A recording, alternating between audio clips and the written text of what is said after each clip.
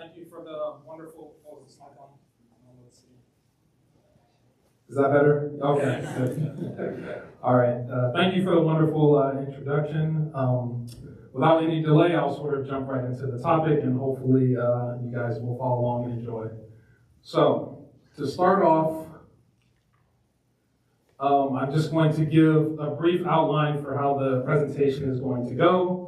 I'm going to first start off with an introduction to stellar activity, if you're not familiar with the topic, to give you some background to understand the rest of the presentation. Next, I'm going to talk about giant branch activity, which is a little bit more of a nuanced topic and what I've done a lot of research on, what I did my dissertation research on, and that will be the sort of the bulk and meat and potatoes of the talk. Next, I'm going to talk about a bunch of different things I've been doing to try to develop software tools to help in the analysis for observing these red giants and their activity and what we can learn from them. So I will give some progress on where I am with that and what I plan to do in the future. And then I will briefly go over the takeaways and some more future work. And then at the end, I will take questions from the audience. So that's the outline of the presentation. Okay, that's kind of weird to say. So what is stellar activity? So stellar activity is an umbrella term for all magnetic effects that occur on the star, right? So you might be familiar with flares, with star spots, right, that you can see on the sun. All of these things are captured under the umbrella of stellar activity. So there are a few common observables that we use to trace stellar activity, and I'll in the following slide I'll go over that in a little bit more detail. But some of them include an increase in UV light, X-rays, and these are all due to the magnetic fields accelerating the gas and causing it to heat up, and we can actually observe this, right? So here's just a graphic so you can kind of see what some stellar activity looks like, right? So you can see right there's some star spots, right? That's what it looks like for a magnetically active site on the sun, which actually causes the gas on the surface to cool a bit, and it is a little bit darker than the rest of the surface nearby. And then you can see when things are really active, the magnetic fields cause the gas to flare out, and it's really bright, and you can see it in a bunch of different filters. So these are some aspects of stellar activity. Okay, so what causes stellar activity? What causes magnetic fields in stars? And the answer to that is dynamo. And what a dynamo is it's an effect caused by turbulent gas moving around and generating magnetic fields. So anytime you have any charges, moving charges, and if you took some physics, you might remember like the charge in a wire, that will actually generate magnetic fields. And the same thing is true within a star, because it's so hot that the electrons get freed and they're flowing, they're moving all over the place. And this actually generates magnetic fields around the star. So this graphic is actually for an Earth dynamo, so the same thing happens in the core of the Earth, but the process is similar, and it was the best graphic I could find on the internet, so we're going with that. And so this turbulent motion is usually captured in two quantities. It's captured in rotation, so when the star spins, the gas moves around with the star, right? And it's captured with convection. So convection is like, when you heat up a pot of water and you have the gas, the bubbles rise. It's a similar process inside the sun. The hot bubbles rise up, and this actually transfers heat, but it also moves the charged gas, and this helps to generate the magnetic field. So those are the two mechanisms by which powers the dynamo and gives you magnetic fields. So now, what are the stellar activity indicators? So it actually turns out there's really only one way to directly measure stellar magnetic fields, and this is called the Zeeman effect. I'm not going to go into super detail about what the Zeeman effect is, because I did not use the Zeeman effect in my research. But the basic idea is that when you have strong magnetic fields, if you actually look at the spectra for stars, you can actually see the splitting of lines. So you can see how they have this doublet splitting, and you have like this triplet splitting here. This can actually be tracked out to get a direct measurement for how strong the magnetic field of a star actually is. However, this is difficult to do. You need really high resolution spectra. There's problems with the broadening of lines due to rotation that interfere with this. So even though this is the only direct way, it's usually impractical. So astronomers don't usually do this to approximate magnetic fields. Instead, they use a bunch of indirect measures, right? So here's a list of them. I gave a little bit of a golden icon to the calcium-2 H and K because that one, I think, has the most successful history in actually tracing magnetic fields and propelling magnetic field science for stars. But the idea of that is similar to what I'm going to talk about, which is ultraviolet excess. So what is ultraviolet excess? The idea is that, as I was saying, as you get the charges moving and you power this magnetic field, this actually heats up the gas in the outer atmosphere of the star, and because it's hotter, it actually glows more in the UV, right? So even if you just heat up a hot piece of metal, you might have seen, it changes colors, right, as it gets hotter and hotter. It's a similar idea. When it's really hot, you actually get a bunch of UV photons, and by seeing how much flux we get in the UV, we can actually estimate how active the star is, how strong the magnetic fields are. Okay, so I'm gonna take a little bit of time just to go over some powerful connections between rotation and activity, because that's gonna be critical for the rest of the talk. And so, as I was saying, the calcium-2 H and K has been a real driver of stellar activity science, and this figure is probably the key figure in explaining that. And so I will briefly explain what it is, but before I do, just to give context for how important this figure is, this paper was only 1 page, right? So it's not a very long paper, it's 1 page, it's got 1 figure, and it has 1,800 citations. So for reference, the median astronomy citation is 15. So very important paper, right? So it really opened up the field for what I'm going to talk about. And so the first thing to really notice here, and you don't have to worry so much about all of the icons on it, is that there is a link between the rotation and age of a star. So all these 3 lines here, they have, they're tracing different things, but this one right here is tracing rotation with respect to age. And as a star gets older, their rotation slows. This is what we now call gyrochronology. And so a lot of astronomers actually use the rotation of stars to tell how old they are, right? And if you know anything about trying to age stars, it's actually very, very hard, especially if they're not in clusters where you can use other stars to help you figure it out. And so more in line with what I'm going to talk about, this line actually traces the calcium ion, so the calcium H and K you can think of it as. And you can see as the rotation goes down, so does the activity, right? And what this is telling you is that there is a connection between rotation and activity, and so we can actually derive rotation-activity relationships for stars. And that's what the bulk of my work was, and pretty much what my dissertation was doing this for giant stars. So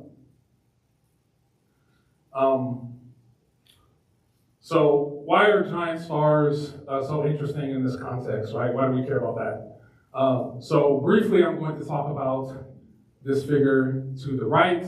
And if you don't know this figure, this is a good one to know. This is probably the most important figure in astronomy, or at least you can argue it, especially if you care about stars. If you care about stars, then it probably is. And this is called the Hertzsprung-Russell diagram. And the reason why it's so important is because it tells us and it shows us how stars evolve throughout their lives, right? So it gives us a picture of where stars are born, how long they live, whether they end looking like later on, right?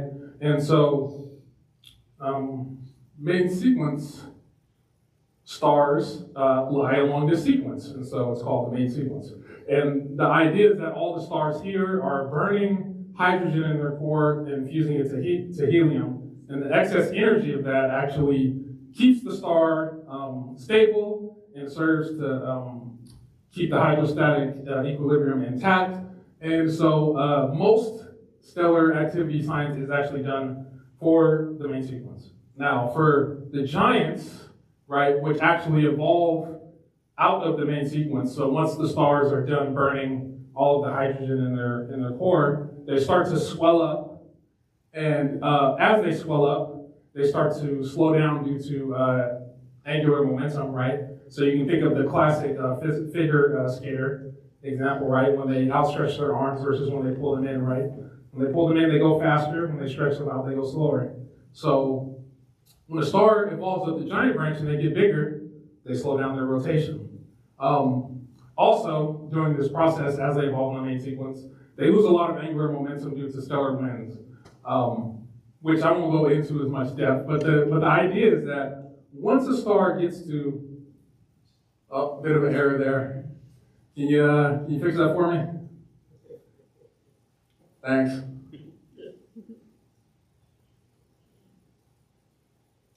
Yeah, so once a star evolves up to the giant branch, it should be moving very slow. And so this is why people typically don't think about doing activity for giants as much. There are some nuances and some special cases especially for some variable stars, but most giants should be spinning very slowly because they got very big and they lost a lot of angular momentum due to winds.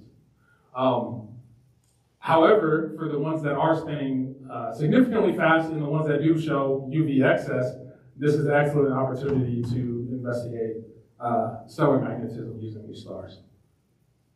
Okay, so now I'm going to go into my research, what I actually did. So first is I used a lot of data from the survey called Apogee.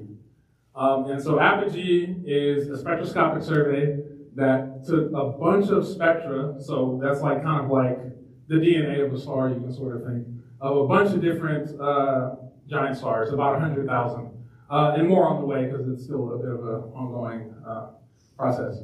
And the reason why this was so important for me is that it gives me projected rotational velocities, or in other words, it tells me how fast the star is spinning. So this gives me the measurement of that, so I can link this to the activity and I can work to get those rotation activity relationships. Next I use Galix, which is a space telescope, which actually takes its UV photometry. So basically what it does is it looks at a star and it counts how many UV photons are coming from the star, right? And so as I was saying before, you can use those UV photons to get an indirect measurement of the magnetic fields. So together, V sin I plus UV excess rotation activity relation. That's the basic idea. Okay. So for my actual sample selection, I picked out a bunch of different giants, and so this figure, which is called a log G versus effective temperature diagram, kind of helped me to decide which giants to pick. The nuances of the graph are unimportant, but the idea is that I picked some stars that were a little bit more evolved, called the red comb stars, and some giants that are a little bit less evolved, which are just referred to as the red giant branch or the lower red giant branch. And after I selected these stars, I removed some of the stars that I thought might be kind of funny or doing something funny. So it actually turns out a lot of stars, they're either pulsating, or they might be eclipsing binaries, or they might be doing something that I think might interfere with my analysis, so I tossed a lot of those out. So those are just the orange ones here. So this is just to give you an idea of like how I did the selection for my sample, for my initial study.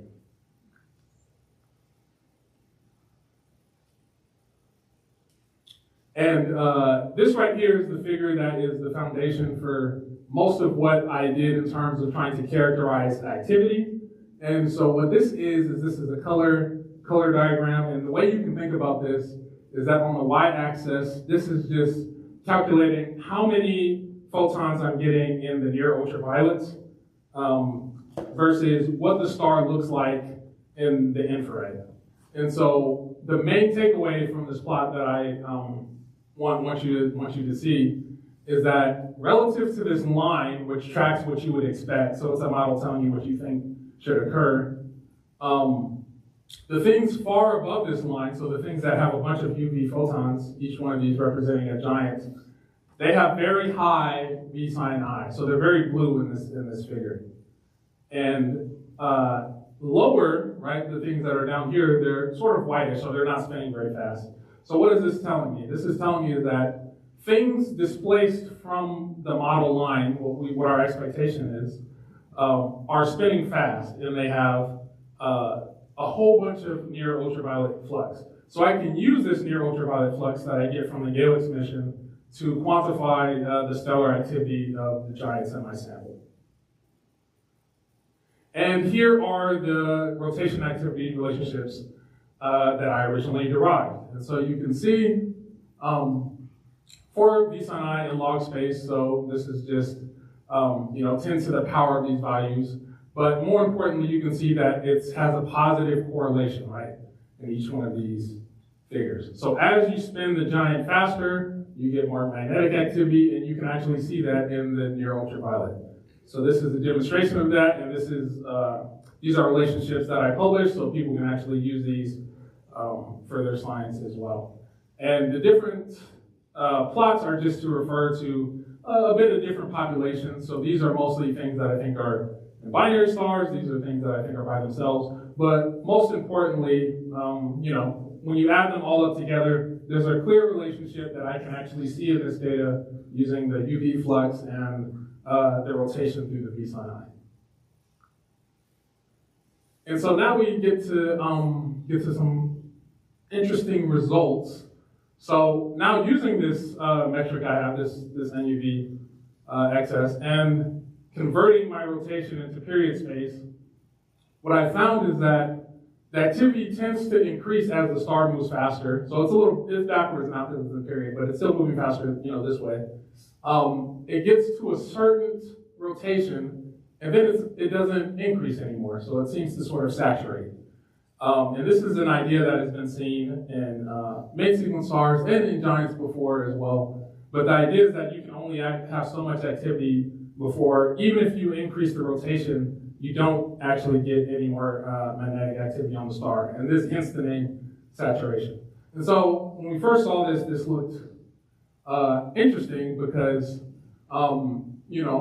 okay, it seems like the giants saturate at 10 days. However, we weren't very happy with sort of the fit over here because it seems like it's missing these stars, and it seems like it's missing these stars, so what's going on there, right? So me and my advisor talked about it, and we came to this idea of supersaturation. So what's supersaturation? So supersaturation is really cool. The idea is that once you are spinning really, really fast, the star is spinning so fast it starts to throw off its outer shell. So it's starting to lose atmosphere out into space, right? And because it's spinning so fast, it actually decreases in activity.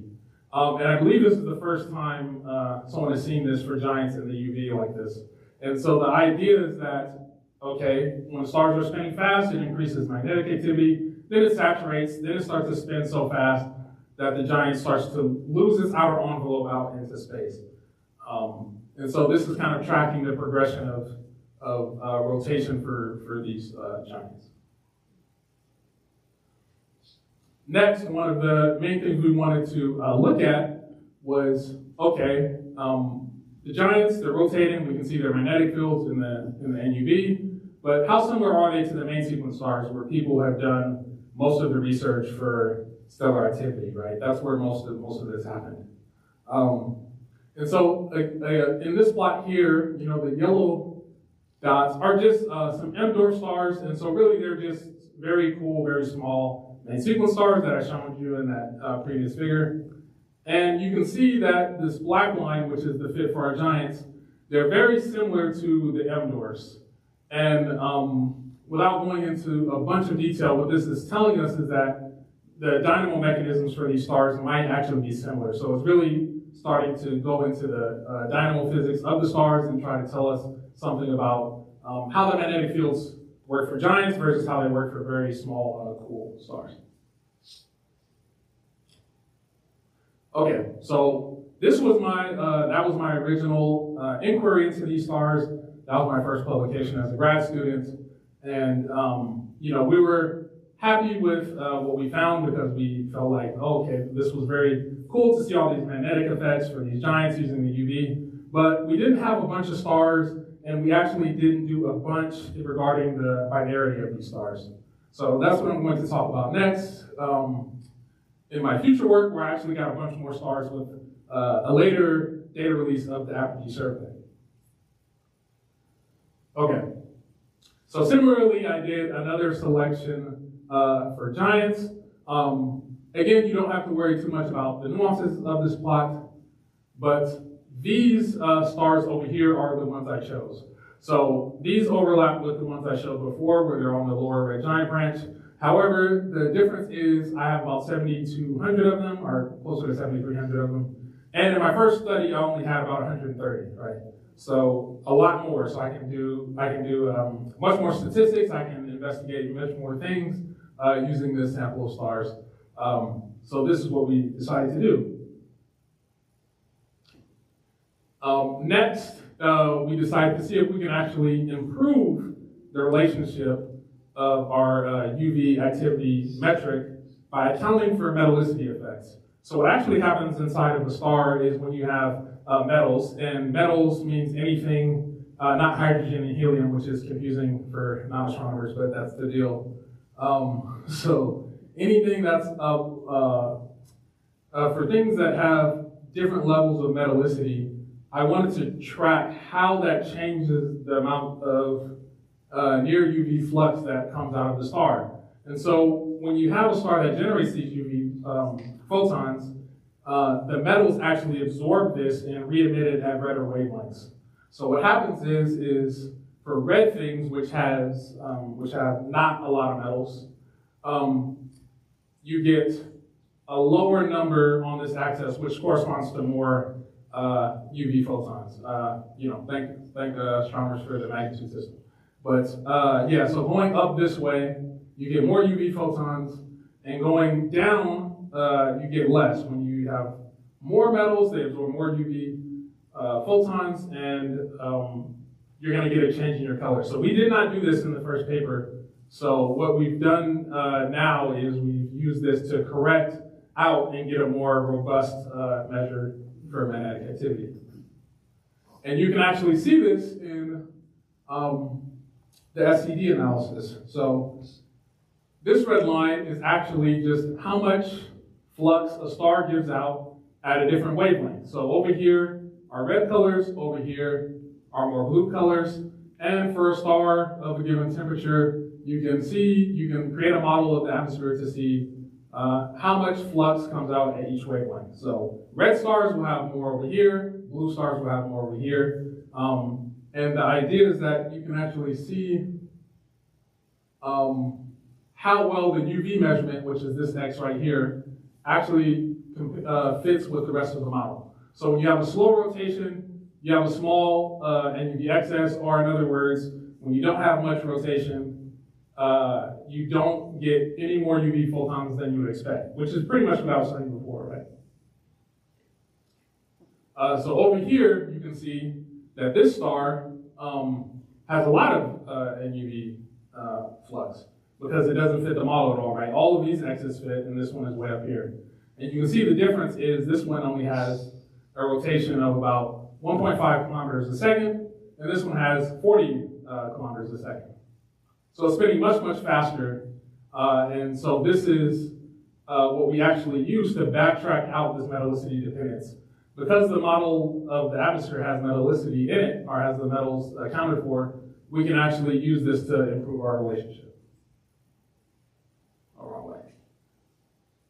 And that's what this actually looks like. So this is the actual relationship between the metallicity and the expected, the actual color versus the expected color from the SCD. And so pretty much what we did is we basically just tacked this onto the relationship that I generated in the first publication, in my first work, and that gives us a metallicity corrected UV activity metric.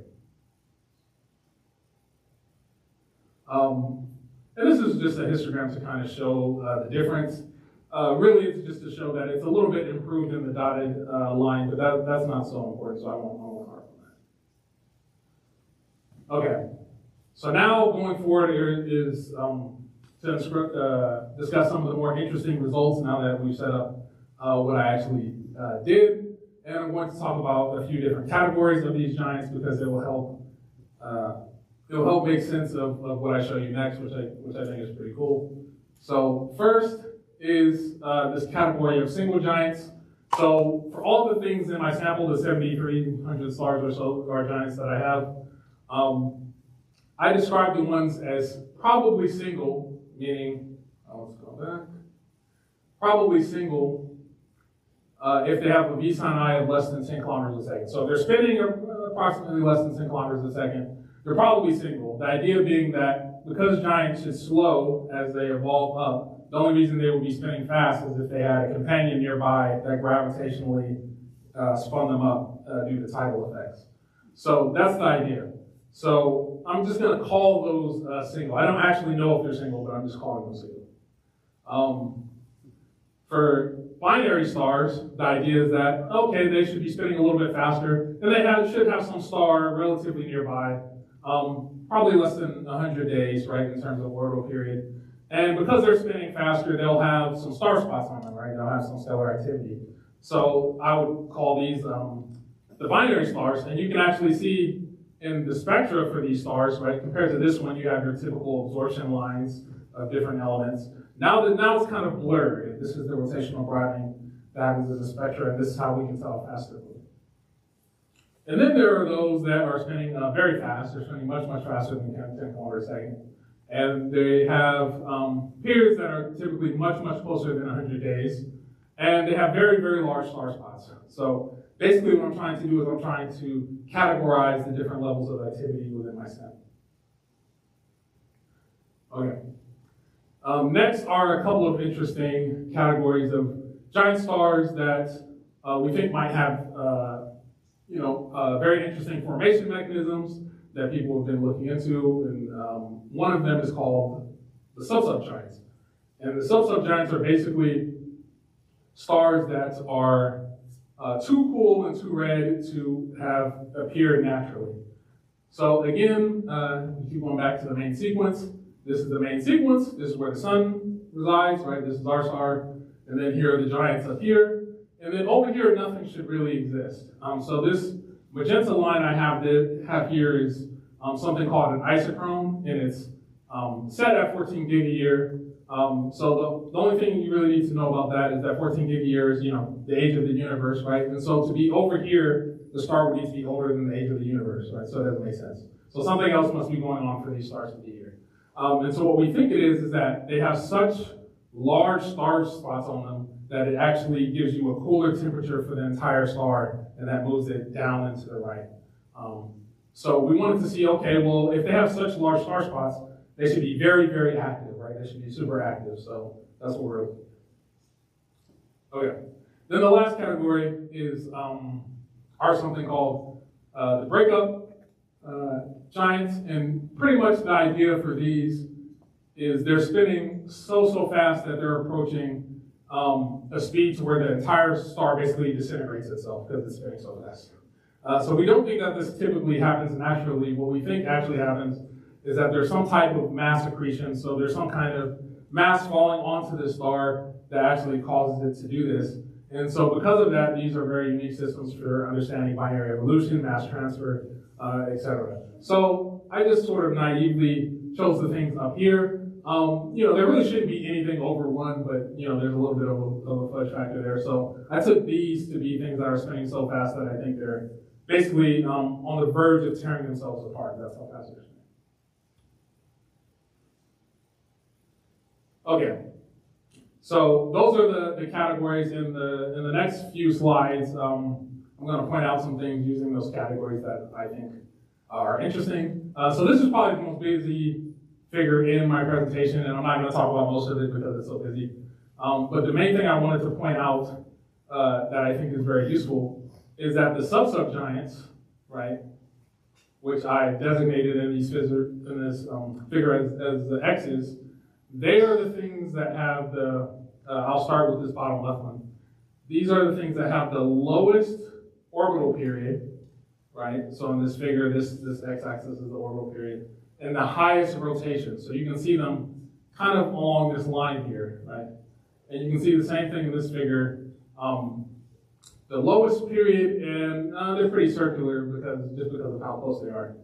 And you can sort of see this trend where the things that are very, very active are very, very close and have synchronized orbits. And so what we also noticed that was interesting is all of the things in my activity metric. So on the color bar, this is my metallity corrected activity metric. All of the things that are higher than 0, so in this case that means redder than what you would expect. All of these things are beneath this gray boundary. And so this is the typical rapid rotation level that people use for giant stars. And so what this is telling me is a couple of things. One, the sub-giants seem to be synchronized binaries and they're very active, and that my activity metric seems to be tracing this, right? And so this is showing that this type of orbital analysis can identify the synchronized binaries and help to identify which ones are the most active relative to their orbital parameters. So this is pretty much like I think the money plot of my second paper, which stemmed from this work. And all of that stuff I just talked about resulted in this line right here, which is the rotation activity relationship for giants. And there's a few different interesting features in this plot that I'm going to talk about, and things that I would like to investigate further in the future that I think might also produce more interesting science. So the first is you notice that for the single giants, which are the black dots in this figure, all of them rotate with v sin I less than 10, or almost all of them, like 99%. And so what does that mean? Well, it means that when giants don't have a companion nearby to spin them up, they rotate slowly, like how we thought, right? When they get big and they swell up, then they rotate slowly. So giants need a companion, usually, to be spinning fast. So unlike main sequence stars, rapid rotation is tied to binarity. And that's a condition for a lot of these giants. So that's the first thing. Second, single stars seem to saturate at about 25 kilometers a second. So in other words, there's no single stars over here. You can see all the other colors pretty much over here, but not the single stars. And so what this is telling me is that for whatever reason, right, the binary stars can be even more active, right, relative to the single stars, even if they have similar rotations, right? So the binary stars kind of give you an enhanced level for stellar activity for stronger magnetic fields. The sub-giants, which I have as these open green circles, they're just open because they can overlap with some other categories. They seem to be even more active than my relationship would suggest. So you can see that these green open circles, all of them, it might be a little hard to tell this here, but all of them, except for like 2, are above my rotation activity relationship. And the purple dots, which are also really close synchronized binary, this is not the case. They scatter pretty much around them, right? But for the sub-giants, they're really, really active, even more so than their rotation suggests. And so this confirms what we thought before, right? The sub-giants are probably in that weird parameter space where no stars should exist because they have very, very large star spots because they're very, very active. So that's why they're there. Next is all of my breakup giants, except for one that's really funny that I'm not going to talk about because there's a bunch of things going on with it. but the rest of them are way down here, where the activity is relatively low, right? So you would think these things are spinning the fastest, so why aren't they up here, right? Well, this tracks with what I found originally in my first endeavor, where the fastest spinning stars were spinning so fast that they seem to have shed off their atmosphere and they're actually decreased in stellar activity, right? So I actually see the same supersaturation effect in this figure here. And then the last feature I'll mention in this plot is these things up here. So what's going on with these things? Because they're single stars, they're not spinning very fast. Oh, sorry. So they're not spinning very fast, and they're way up here. So what's going on? Well, what I think is actually going on, and I haven't confirmed it for these stars yet, but I think there's a lot of cool science you can probably do with them, is I think that this is the result of having white dwarf companions. So what are white dwarfs? White dwarfs are the leftover core of a star that has evolved past the giant branch. So it's shed off all of its envelope, and all that's left is an inert core that's really, really hot. So it goes very, very bright in the UV, and it does cool down over a long time, but if a long time has not occurred, then you can get very, very bright UV colors. And so these are giants that seem to have white dwarf companions with them. And so there's a lot of interesting science that I think you can do with this, but I won't go into that. But the idea is that this figure that tracks my rotation activity relationship gives us a lot of different information on giants' activities and different formation mechanisms and so on and such forth. So, and yeah, this is, like the last figure I think from this work that I want to talk about. And these are cumulative distribution functions. And so if you're not familiar with those, the idea is that as you go from left to right, when one of the things in your collection of things has a certain value, it increases a certain amount. So basically, it's a distribution that adds up cumulatively until you reach the total sample, which is defined as 1. So that's why they all hit 1 on the right. So what we see here is a few different things, but not very surprising, right? So you see that the single stars, which is the black line, most of them, like, I don't know, like 99%, that's right, are rotating lower than 10 kilometers a second. But the binary stars, many of them rotate faster than that. And the sub-giants and the synchronized stars, they definitely have a bunch that rotate faster than that. And then here are the breakup giants, which all rotate and almost break up, so they're way over there.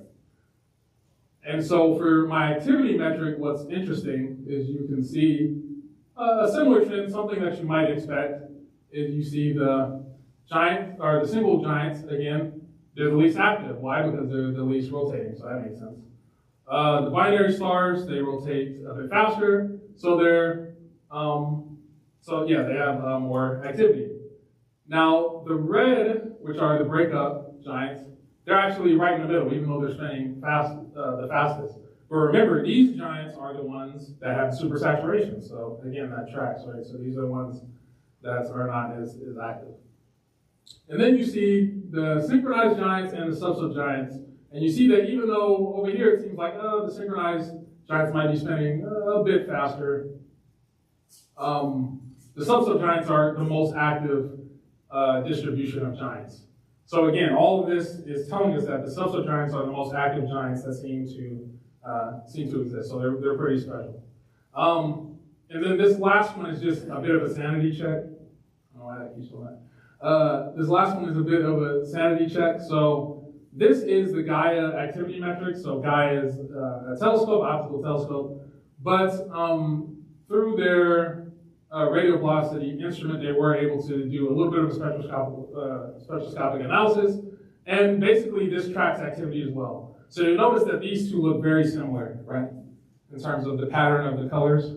And so I was very happy to see that, because basically what that tells me is that what I did over here is not nonsense. So it all tracks. This is much harder to get because it's spectra. This is very easy to get for the UV colors. So I have successfully created an activity metric using the UV colors. Okay, we must really want to go to this slide, so we'll do this.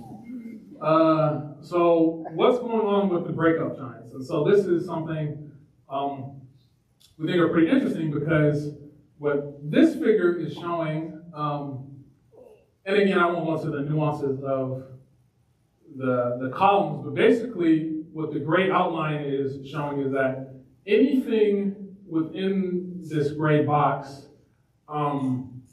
does not give you enough rotation to reach breakup speed if you only consider tidal synchronization. So the subgiants show very tight orbits, and one star actually causes the others to spin up through these tidal forces, and that's what gives you your magnetic field.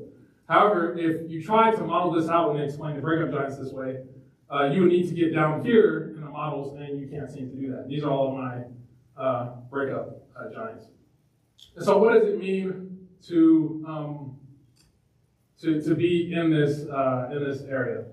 So basically what it means is it triggers something called rotational overflow. And the idea is that if you try to force the giants to form as a result of tidal synchronization, you actually just get the giants so close together that the material gets stripped off of one onto the other star, and it becomes unstable, and they just crash together. So that is not a mechanism that seems feasible for the breakup giants. So what we think is actually going on instead is that we have probably some planetary engulfments going on, or we have some merger products, which one of the breakup giants in the sample we think is a merger product, but there's so much going on with it that I didn't dedicate its own slide. But the idea is that these are very interesting because these are not just two stars orbiting each other, spinning each other up. This one, in this case, the giant either got big and a planet fell into the atmosphere of the giant and spun it up so it's spinning very fast, or it swallowed another star and that's why it's spinning so fast. So the breakup giants are a unique case of rapidly rotating active giants. Okay. So yeah, that was a lot. So after that, I'm just going to talk a little bit about some of the software and things I've been developing to help advance the research I just showed you. So basically that second part, I showed that having a larger sample helped a lot. We got much better results. And one of the figures, especially the one where I showed the orbits and the synchronization, what we've been finding is that if you have a time series analysis, you can actually do more research for these giants and you can better explain their formation mechanisms and why they're so active. So I've been developing a couple of time series software that I think will be incredibly useful for this work, so I'm just going to talk about a couple of them. So first is just a basic overview of the radial velocity equation. So the math here isn't really too important other than to demonstrate that it basically breaks into two parts. So this is your radial velocity equation right here. And here are some of your orbital elements. So here are your orbital period, the eccentricity, argument of periastron, et cetera, et cetera. And some of them are considered nonlinear. So what does that mean? That means that you must use nonlinear regression to figure out the best solution to your actual radial velocity curve. And all that means is that there's just no simple answer for it. You have to use an algorithm to iteratively converge to the actual solution, right? The idea is that by getting a bunch of these radial velocities, and so this is just a little figure here, so this is like an eye, right?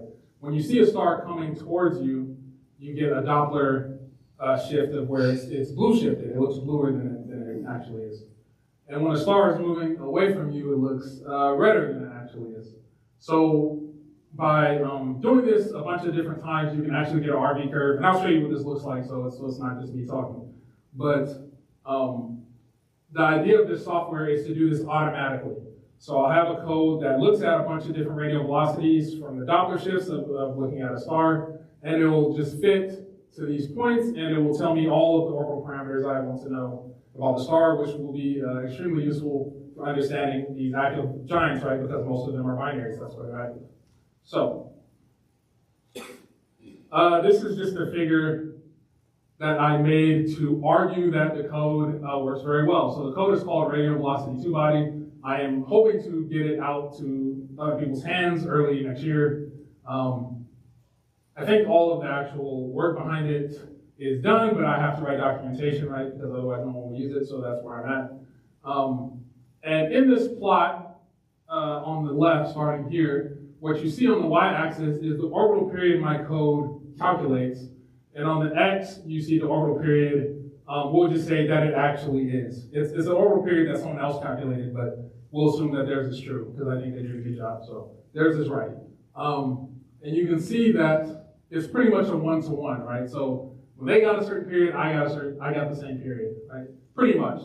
And the blue just tells me that I got a lower RMS, which just means that it fit the data even a little bit better than they did, than the value that they reported. So it seems to be working very well. And the same thing with the eccentricity.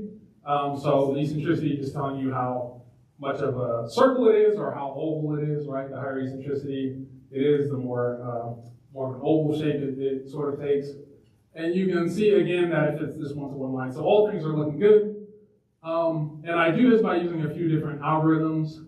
I use a genetic algorithm, I use a derivative-based algorithm, and I use like a pattern search algorithm. So I won't talk about the algorithms, but the point of all of this is it should be very useful to get a bunch of those orbits that I showed before that I just had to originally take out of someone else's catalog. Now we can do this ourselves. So,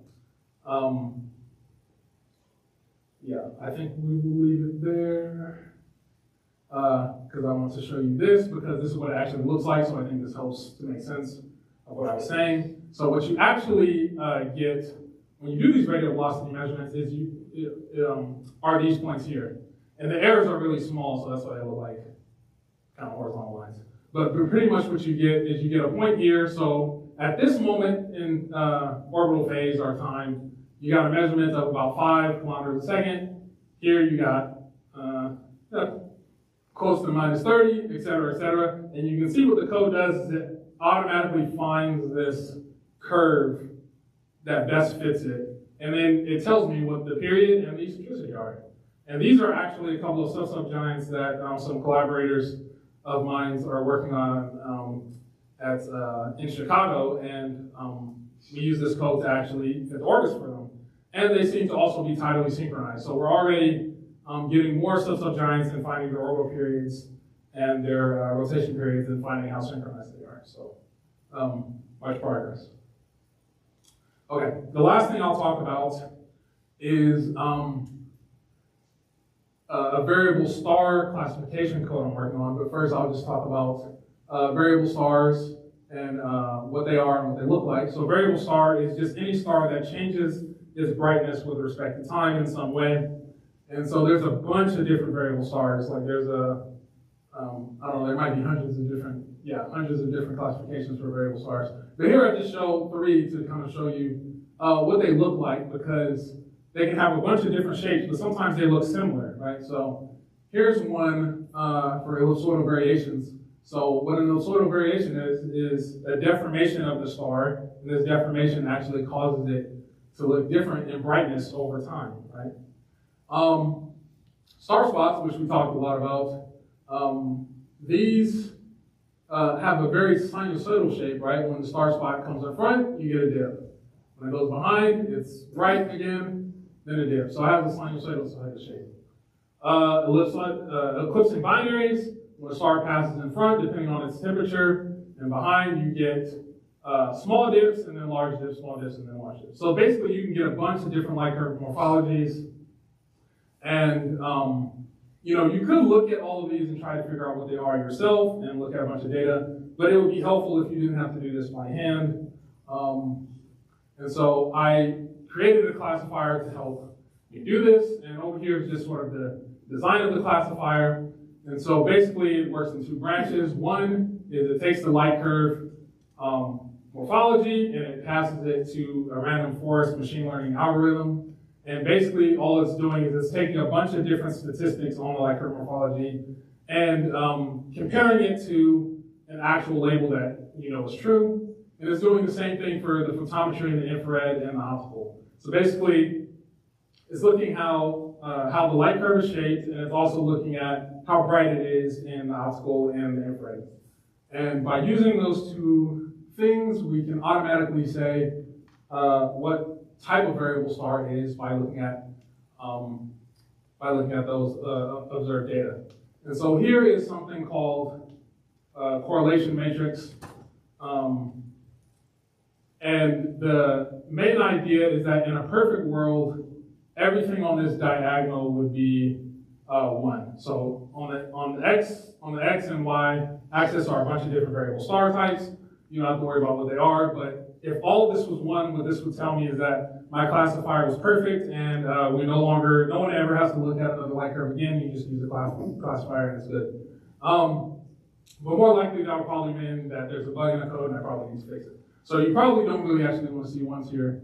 But what we can see is that it does do fairly good in a lot of different instances. So for example, you can see there are some high values. So this is 93% accurate, 87%, 90%, et cetera, And then even for the ones where it's not so good, the things that it typically gets confused with are things that are related, right? So you have 0.48 here, and there's a lot of confusion over here, but these are with RS Kanban stars, which are close active binaries, so they tend to eclipse sometimes, right? So these are not also mutually exclusive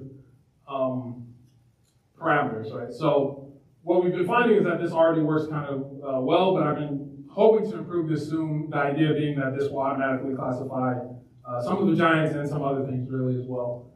So this is the last time series thing I'm working on. So, yes, good initial accuracy. Okay, so takeaways. Right. So giant rotation activity relationships are similar to those of M-dwarfs, right? So we've been finding a similar sort of dynamo effect for these very large giant stars as you find for the low mass cool main signal stars, which is giving us more information of the dynamo physics. So we observed saturation and supersaturation of giant magnetic fields.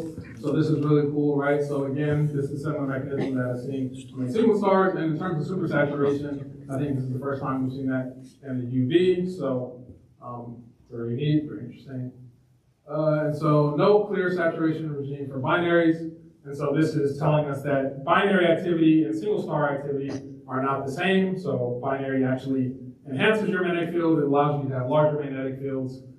So this is important when doing the science because giants are typically in binaries when they're active. And tidal synchronization is the primary driver for giant activity, especially for the sub-giants. But not all, right, because we have some breakup giants as well. But for the most part, it's tidal synchronization that's giving you the active giants. And the sub-giants have a particularly strong magnetic field.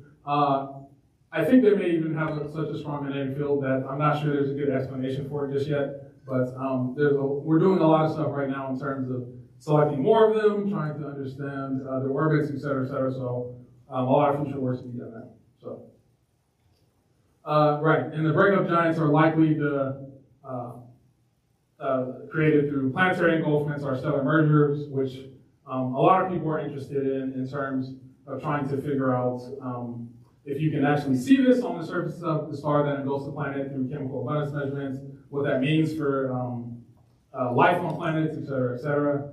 And stellar mergers, also how that happens, how that binary evolution channel actually happens. That's one of the more complicated things people are trying to understand and model. So this is important for that as well. And in future work, yes, I want to improve the software I'm using to do a light curve analysis of the active giants. So I actually have not done that yet for my samples, so I would like to do that. Identify promising ones for radial velocity, follow up, and then use the code I created to do that. So basically these two is, the idea is to use the time series software I'm developing to advance the science forward, and to perform an abundance analysis, which I didn't talk about at all in this presentation, but the idea is that you can actually see some chemical changes on the surface of the star sometimes when you have some mass transfer effects, when you have mergers and that sort of thing. So, okay, so that concludes my presentation, and I will take any questions you have. Thank you.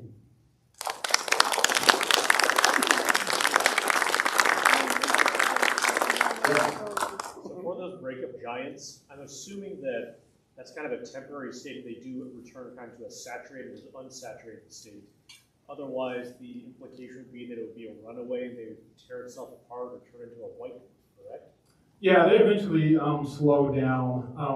So towards the beginning of the talk, when I was talking about gyrochronology, these stars would undergo a similar process. So over time, they're rotating very fast, and their magnetic fields will capture wind, and they will start to slow down and slow down and slow down until the rotation is negligible again. So.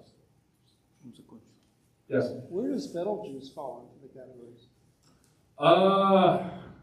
That's a good question. I mean, I think that's on the verge of just dying, I guess, for lack of a better word.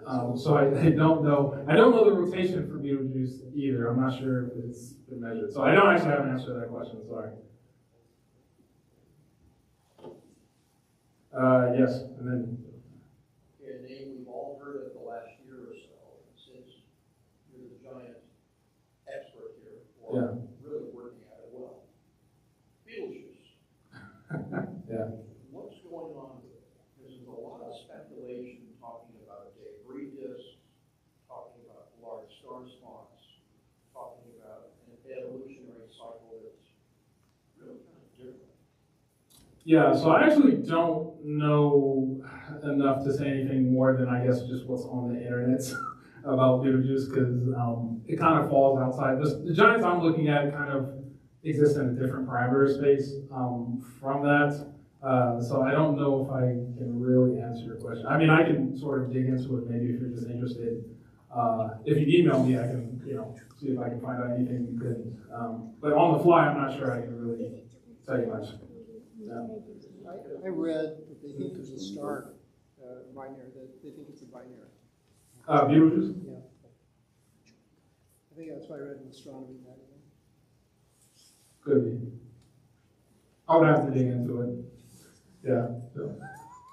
So is it possible that the subset giants that's like a normal synchronized spider, but they're maybe in a particularly active cycle? Yeah, so when I first wrote the paper, that is what I suggested. I was like, okay, I think maybe what's going on is they're at the peak of some activity cycle. And the referee was like, you don't have strong enough evidence for this, so I took that out.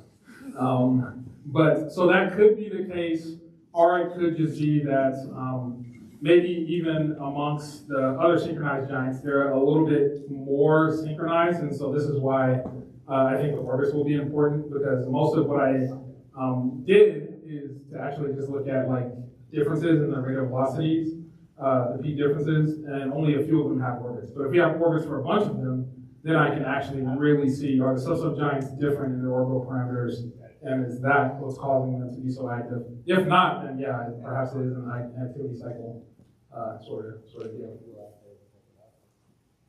Yes?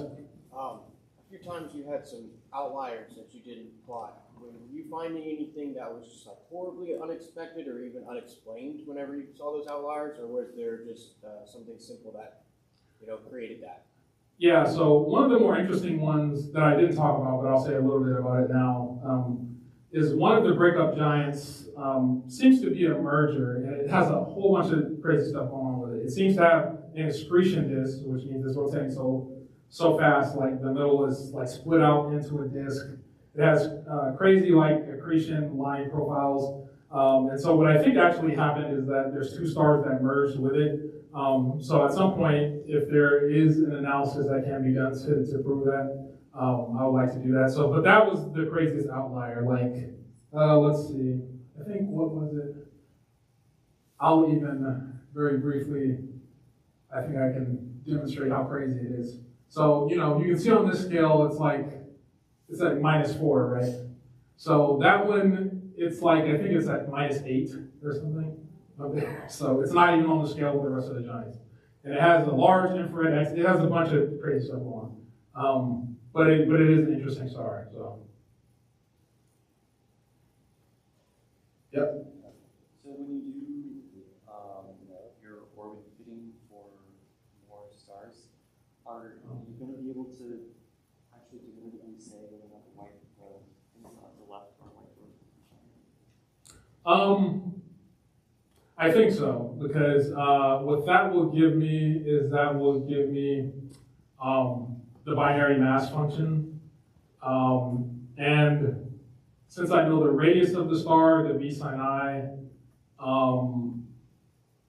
yeah, I should be able to backtrack out at least a limit for the mass, and that should pretty much tell me if I'm dealing with a white dwarf or, something else. So I think that's the main path forward for that. You and you.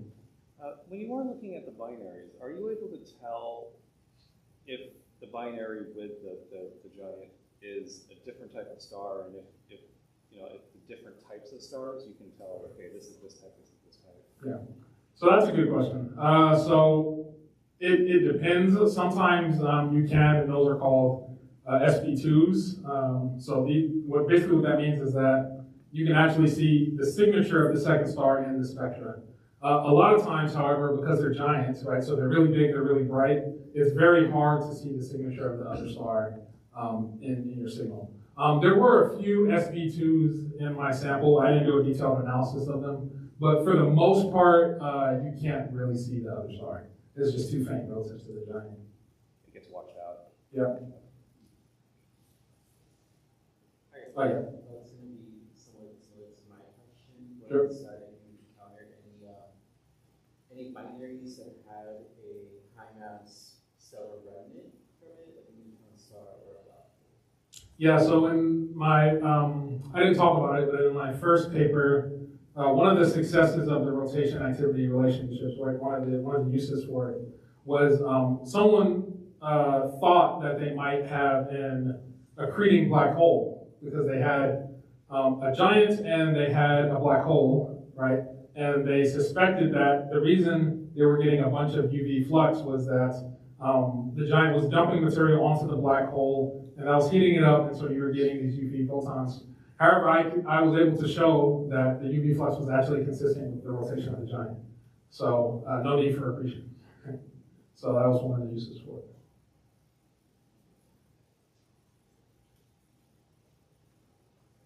Any other questions? Yes? Can you distinguish between binaries and three stars? Yeah, so typically for, when you have binaries, you can have higher order systems, right? So you can have two stars close together, and then you can have a third star further out. Sometimes you can even have a fourth star. I think the highest I heard was like up to 8 stars or something like that, something crazy. But usually, they have to be in a certain configuration or they're unstable, they're dynamically unstable, so the orbit won't last long enough for you to see it. Now, how can you actually tell that? It depends. Sometimes, if you have an instrument with enough sensitivity, you can actually trace the motion. You can see that in your rate of velocities or astrometry or some other measurement. But sometimes it is very difficult to see, and you can only really see the thing with the largest influence. So people will sometimes notice small perturbations, and sometimes that tells you. So it's kind of, it depends on each individual system. Sometimes you can't tell, sometimes you can.